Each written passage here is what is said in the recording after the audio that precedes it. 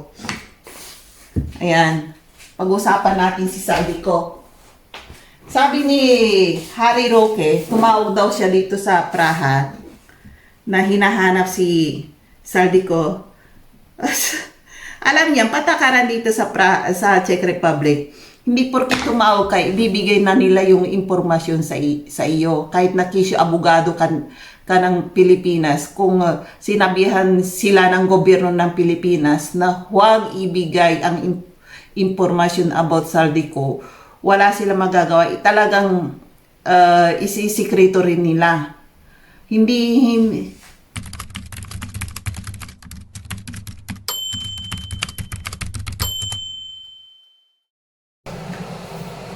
Hello guys! Nandito ulit tayo sa bahay natin.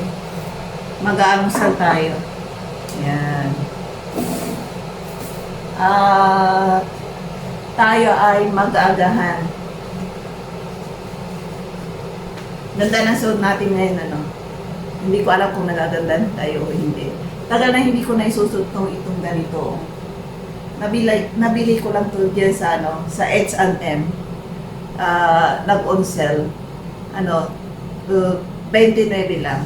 Ayan. Pampasexy sa bahay. Kahit na kahit dito sa Europa, kahit na matanda ka na, kahit na anong isuot mo, hindi ka pagtatawanan dito. Kung anong gusto mong isuot, okay lang. Basta kahit na hindi bagay sa'yo, okay lang. Walang pakialaman dito. Walang pintasan. Ayan. Kaya kung makakita kayo dyan minsan, dyan sa mismong sa city, kapag tag-init, grabe silang manamit. Nako, super iksi. Hanggang dito. Kahit na buntis na yan, mga anak ko yata or 8 months. Nako, ang susot niya hanggang dito, no? Parang bikini style, parang nakapanty na siya maglalakad sa mismong munisipyo, doon sa city na munisipyo. Kaya walang rito, walang pakialaman kahit na isuot mo rito, okay lang. Wait lang, may parang may ako. Yan, tuloy natin ang kwentuhan natin. Ayan. Ay, nako, yung agahan ko pala. Nakalimutan ko, munti ko na makalimutan. Yung kape ko. Huwag sanang mahulog cellphone ko. Marami akong hugasan, hindi pa ako naghuhugas. Pinamad ako. Mera, pag makainom ako ng kape, baka magising ang isip ko na kailangan ko na maglinis. Maganda ito talaga pag nag-iisa ka sa bahay. Kung kailan mo gustong maglinis. Kaysa yun, kasama mong biyanan mo, nako, kailangan kung anong oras ng gising niya, gumising ka rin sa oras na yun. Kahit na sabihin mong mabait siya at hindi ka niya ginigising, kailangan gumising ka rin kasi nakakahiya, di ba? Hindi yung gising na siya mga alas 5 ng madaling araw, gising na siya, or alas 6 or alas 7, gising na siya. Katapos may gising ka alas 11, alas 12. Naku! Kahit na anong bait ng biyana mo, kung ganun ka gumising, magalit din yun. Hindi ka papagalitan, pero ang papagalitan niya, yung anak niya. Diba? Kawawa naman. Kawawa naman yung asawa. Kawawa naman yung asawa kapag ang parating pinapagalitan ay yung asawa mo dahil sa mali mo. Yan.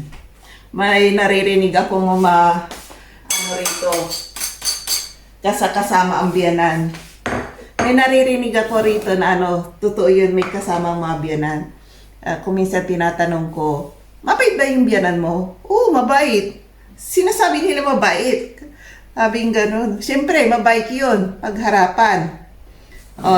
Kailangan, hindi na pwedeng kahit na mabait siya is abusuhin mo na. Yung bang, mabait nga siya, pero andyan ka, natutulog ka sa sopa, nanonood siya ng TV doon sa sopa, tapos humihilik ka sa kwarto mo. Hindi ka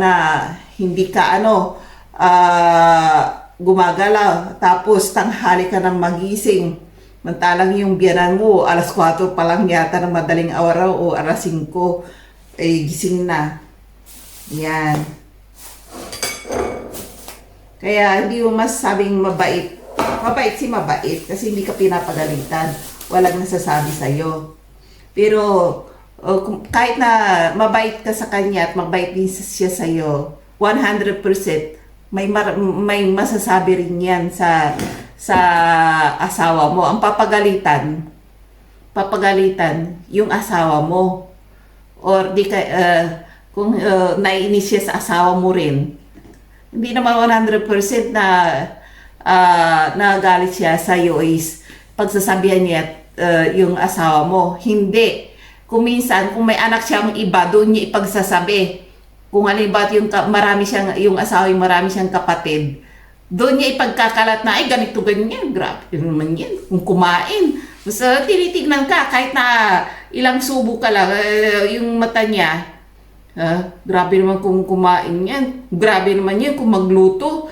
Ang daming nilalagay na mantika. Ayun, gano'n ang mga uri ng mabiyan na minsan. Hindi mabait nga. Pero kung kahit na tinutulungan mo na nga siya sa pagluluto, may nasasabi rin, hindi sinasabi sa asawa mo. Pero sa mga kapatid niya or anak niya, siyempre kung may anak siya babae na ipagchismisan niya, grabe kung manghiwa ng sibuyas, halimbawa tinulungan mo rin siya sa pag paglalaba. Grabe naman siya maglagay ng sabon. Nasabing ganon. Kahit na sabi mong mababait ang mga ganyan, may masasabi rin tungkol sa mga bagay-bagay na nakikita nila sa iyo. Kaya kung ako sa inyo, mas maganda magsarili na lang kayo. Huwag kayong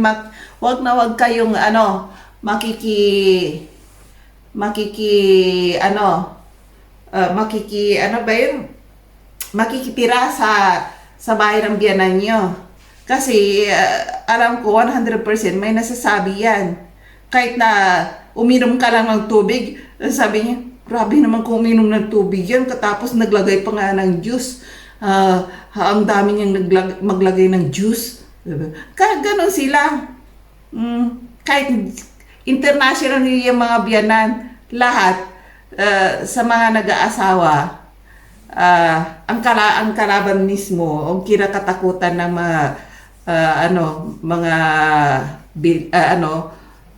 biyanan. Number 1 biyanan ang kinakatakutan. Ayan. Nag-bake ako ng matagal na naman yung kwentuhan natin dahil sa biyanan-biyanan na yan. Nagluto ako ng chocolate cake perfecto. Pwede na akong mag-open ng bakeryhan. Yung mga alam ko lang, mas maganda konti lang iibinta nyo sa bakery. Kasi kapag marami, hindi nyo na maluluto lahat yun. Yung talagang eksperto, or sa night market, or day market, ganito mailuluto nyo. Perfecto. Ayan. Marunong din akong gumawa ng brownies. Dito na lang ako sa Europe, nakapagluto-luto ng mga ganyan kasi sa Taiwan may restaurant ako. Hindi ako nagluluto ng mga ganyan. Mga bake kasi wala naman akong oven doon. Nagluluto ako ng mga Pinoy food. Ang niluluto ko, mga kanin. Kahit sa Taiwan, hindi rin ako marunong, nung bago salta ko sa Taiwan, hindi rin ako marunong magluto ng mga kakanin. Natuto na nga lang ako nung talagang gustong-gusto kong kumita ng pera. Kahit lahat ng napag-aaralan yan. Manood ka lang sa YouTube. In few minutes, matututo ka na. Hindi kagaya nung unang panahon, magtatanong ka pa sa lola mo, tapos araw-araw mo siyang pinapanood kung paano pagluluto o sa nanay mo. Araw-araw, ilang years kang natuto dahil sa kanya. Ngayon hindi na. Few minutes lang, few seconds na panonood mo nga lang, i-post mo na yung YouTube channel, yung pinapanood mo. Katapos, lahat ng ingredients, kung mayroon ka, lutuin muna kaagad. Kung patapos na yung pinapanood mo, luto na rin yung napanood mo. O yung testing na yan. Ganun. Few seconds lang or few minutes lang. Matututo ka kaagad. Ayan, AI na ngayon lahat.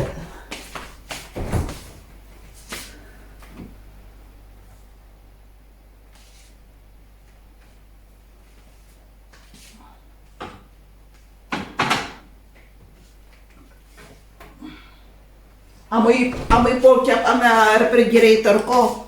Kasi, nagluto ako ng nagmarinate ako. Dati rin, hindi rin ako marunong ng kasaba cake na yan. Naku, dito nga lang ako, sa Thailand hindi ako nagluluto ng kasaba cake kasi mahirap. Ngayon nga lang, nung may oven na, i-click mo na lang, katapos habang nag-grocery ka, bumili ka na lang ng cassava flour. Ayun, pag uwi mo, kahit hindi ka matututo, or nanood ka nung isang araw, tapos nilagay nila yung ingredients sa description nila, or habang nagluluto sila, 1 cup, 1 spoon, ganyan, sinusulat mo na lang, lalabas ako, bibili ako. Pag uwi mo, ginaya mo, di may kasama cake ka na, ganun ang ginagawa ko rito eh. Ubus. Ang daling maubos ng gatas namin.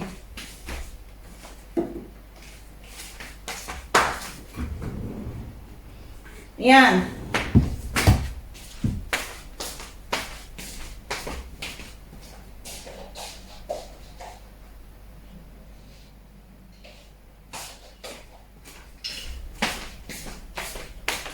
Ayan, ibiniliri ako ng asawa ko ng ganito, yung nabantawag dito. Hindi to DG cam.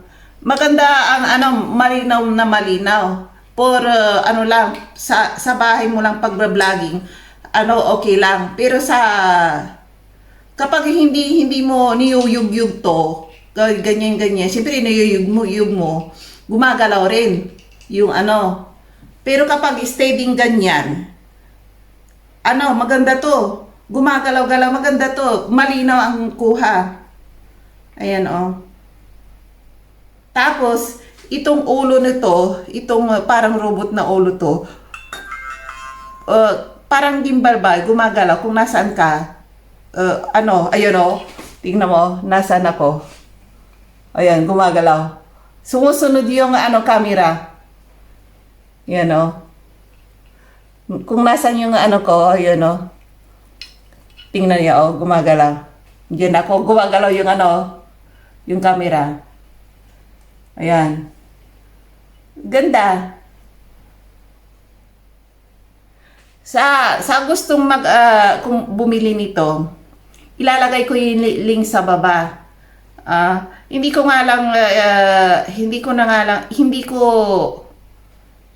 ano ba yung ibig sabihin nun? Pang-vlogging lang to sa bahay. Ganyan lang. Huwag nyong hawakan habang naglalakad-lakad kayo. Hindi bagay sa pag naglalakad-lakad ka. Pang bahay lang or pang lang. Kasi umuugay yung shaky. Ayan. Pero kapag bahay lang, andito lang ka lang sa kusina, kumukuha ka ng shooting para sa kusina mo. Okay lang, maganda ang kuha, malinaw na malinaw. Ayun, 5K to 4K pwede ito. Ayan, maganda. Kaya 1,800 lang ang bili ko rito sa temo.com. Ilalagay ko yung link dyan sa baba. Tapos kayo nang bahala. Kung gagamitin niyo yung code ko, parang may discount yata kayo. Hindi ko alam kasi first time ko eh. Basta ilalagay ko lang yung link sa baba. Bumili na kayo. Ayan, ayan. Maganda May accessories na hindi ko yung box niya. Wait, ko yung box.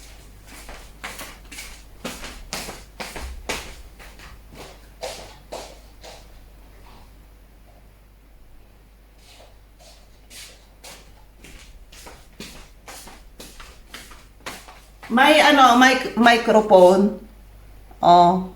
Microphone katapos ito kasama na rin to. Ito tsaka itong sabit. pangsabit. Ito kasama na to. Naalis nga lang. Ito, iniipit to, oh. Pwedeng iipit sa libro, sa lamesa, or standing position, ganyan. Pwede na kapag nagsisimula pa lang kayo sa vlogging na katulad ko. Huwag muna kayong bumili ng napakamahal na camera kasi hindi nyo alam kung ilang katao lang manonood sa inyo. Abutin pa kayo ng ilang taon bago kayo mag-viral. Okay lang yun, yung mumurahin lang. Mumurahin lang muna. Ayan, katulad ko na walang ginagawa, wala naman trabaho, ay yung vlogging lang. Kung may manood, okay lang. Kung wala, di wala. Ayun. Kaya kailangan, hindi pwedeng mag-asawa kami, mag-vlog na kami. Nako, pati gutom ang abot namin. Kaya habang wala akong ginagawa, nag-vlog ako, kung mas naswertihan ko, may naging viral ang mga video ko, di tulong ko na rin sa asawa ko yun. Kaya kailangan magtrabaho ang asawa ko. Tsaka asawa ko ayaw niyang humarap sa camera. Kasi iba yung work niya eh. Ayaw niya yung nakikitang mukha niya eh. Parang kasi ayaw niya magpakita sa camera. Kasi halos kilala siya dito sa buong Czech kasi ang niya is freelancer. Lahat ng factory owner kilala siya. Kaya ayaw niyang pakita sa sa camera. Yun. Tapos sabi ko, i-video mo yung yung robot. Sabi, gusto mong madimanda ako. Sabi niya gano'n. Bawal yun yung kumukuha ka ng video sa inside factory. Bawal yun sa kanila, lahat ng pinupuntahan niya.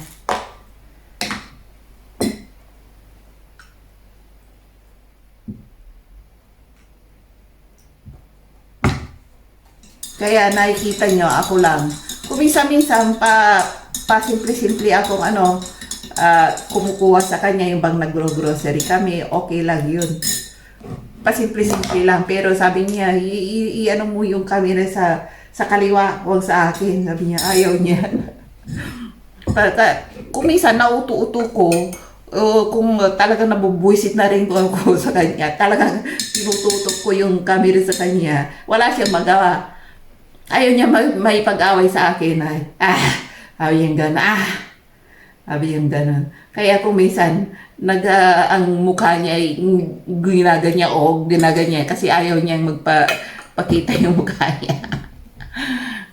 Ayan, maganda to. May description na. Malinaw yung ito. Itong 100% kasi may mga shoot ako diyan na galing dito. Malinaw. Napakalinaw.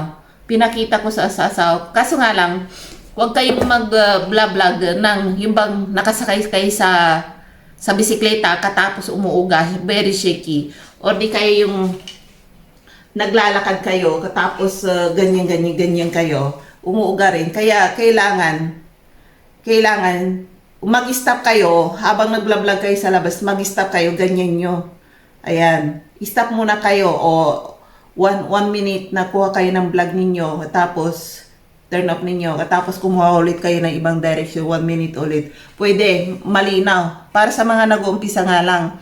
Pero sa mga, mga tanyag na, or sikat na, bumili na lang kayo ng DG Osmo camera. Ayun, kaya ninyo kasi marami na kayong viewer. Pero, katulad namin nag-uumpisa pa nga lang, namamalimos pa lang ng mga viewer. Dito muna kami sa mumurahin. Saka na ako bibili ng mamahalin. Di ba? Huwag munang pasikat. Ayan, bumili ako ng Rolex.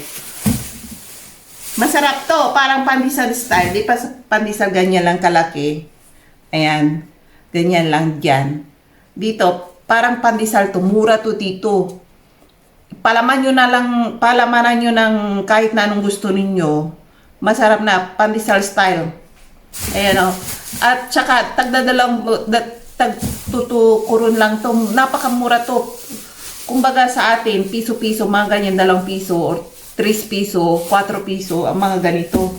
Mura, mura, affordable sa mga walang pera. At yung ba nga, ma-budget. Pero sa mga taga-check, gusto nila yan.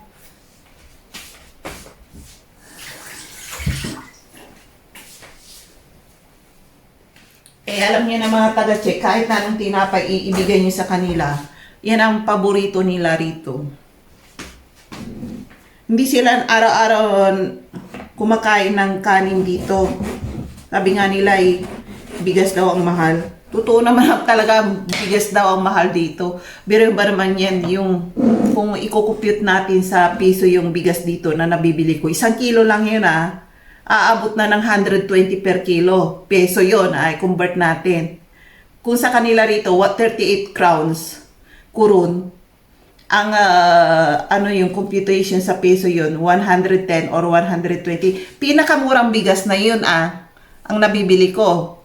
May napakamahal pa na bigas, 1 kilo is aabot ng 300 per kilo. Or yung mga basmati na bigas, nako, aabot ng 200 peso or 300 per kilo ang niyan, presyo sa Philippine piso, napakamahal. Kaya dito, medyo mataas ang palitan sa peso rito. Pero pag yung mga bilihin dito, napakataas din. Kaya super tipid ang mga tao dito. Katulad ko, kung saan ang mura, doon ako. Nagtitipid ako. Kasi ang asawa ko, siya lang kumakain para sa amin. Kaya super tipid. Hindi niya pinupulot yung pera sa labas. Sabi niya, ang hirap pumulot ng pera sa labas. Ang hirap magtrabaho. Alam ko. Kaya kailangan magtipid. Hindi astang milyonaryo na katulad ni Saldico. Nabanggit na naman natin si Saldico. Ayan, pag-usapan natin si Saldico. Sabi ni Harry Roque, tumawag daw siya dito sa Praha na hinahanap si Saldico. Alam niya, patakaran dito sa Czech Republic. Hindi porke tumawag ka, ibibigay na nila yung impormasyon sa iyo. Kahit na kisyo abogado ka ng Pilipinas, kung sinabihan sila ng gobyerno ng Pilipinas na huwag ibigay ang impormasyon about Saldico, wala sila magagawa. Talagang isisikreto rin nila. Hindi. Kaya si Harry Roque na sinabi false information, sinasabi ni Marcos na nahuli raw siya rito. At kasi raw, napanood ko yung vlog niya, na sabi niya tumawag daw siya rito sa Praha, at tinatanong si Saldico, nako, Harry Roque, huwag kang maniwala na kasi yung mga pulis dito, or mga officer dito, hindi kagaya sila sa Pilipinas na nagbibigay ng impormasyon kung saan parte ka nakakulong. Hindi, kahit na alam nila ang impormasyon kay Saldi, hindi nila ibibigay sa iyo ang impormasyon kahit na nasa kustodiya sila at alam nila ang kalagayan ni Saldico. Kaya kahit na magtanong ka ng ilang beses, kahit na nasa kanila si Saldico, hindi nila ibibigay sa i-deny na nila na mayroon silang ganong tao sa kustodiya nila. Baka sinabihan na sila ni Marcos na huwag ipaalam kahit na kanino. Ganon yun. Pero, may madaling paraan dito. Parang Pilipinas din ito minsan. Kahit na kung yung bang money under the table, mayroon din dito yun. Yung yung bang may gusto mong makakuha ng impormasyon, money first, bago mo malaman ang news. Ganon dito. Mayroon din dito. Kala nyo wala, no? Kasi minsan, ganon din. Kaya pasobre. kung may papalakad ka papilis dito, kung ikaw mismo maglalakad, matagal. Maraming pasikot-sikot. Kung hindi talaga pumasa-pasa. Ayun. Pero, maraming nag-aayos dyan dito, yung bang magbayad ka ng malaking halaga, tapos sila nang mag-aayos lahat. Automatic. Ilang araw na, luwabas na. Ayan, kaya kung may pera ka rito talaga, automatic, maaayos yung problema mo. Pero kung wala, umiyak ka na lang. Tapos, mag-isip-isip ka kung paano mo gagawin. Kasi wala ka pera eh. Mag-isip ka hanggat hindi ka makatulog. Ayun lang. Pero kung may problema ka rito, perahan lang yan. Okay na.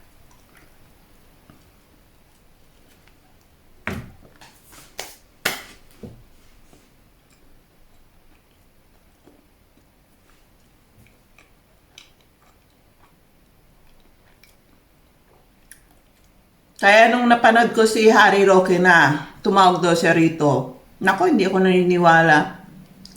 Nandito pa rin si Saldeco. Kaso nga lang yung mga police officer, ayaw talaga nilang magbigay ng impormasyon. Sorry Harry Roque. Hindi ko alam kung sinong nagsasabi ng totoo. Pero kung sinabi ng Pangulo, nandito siya. Oh, kung si Harry Roque, no, tumatawag, nako, hindi talaga nila ibibigay sa iyo, Harry Roque, yung impormasyon na yan. Alam ko mapatakaran dito. Kaya maniwala sa akin, nandito siya. Ay,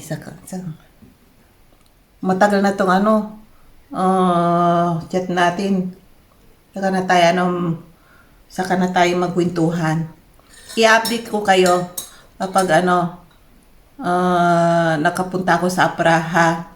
Kung may parang may ano ba yun? Rally. Parang may nagpadala ng galing Dubai yata ng mga tao na magrarally rito sa Praha. Ano yun? Biniyaran ng mga tao. Ba't di na lang kami rito, mga taga rito na binayaran niyo kasi gagaling pa kayo ng ibang bansa. Talagang binayaran mga taong yun, no? Para manira, no? Naku. Ano pa kayo, sisirain nyo pa ang mga pangalan naming mga Pinoy dito na naninirahan, pag-alagala pa kayo doon sa Praha, nakakahiya kayo, no? Hindi nyo alam patakaran dito. Kayo, kung sino mga binayaran nila, huwag kayong magrarally-rally dyan, nakakahiya.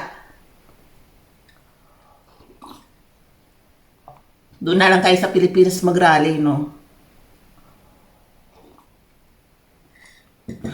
Ay, tara na nga. Saka na tayo magkwentuhan.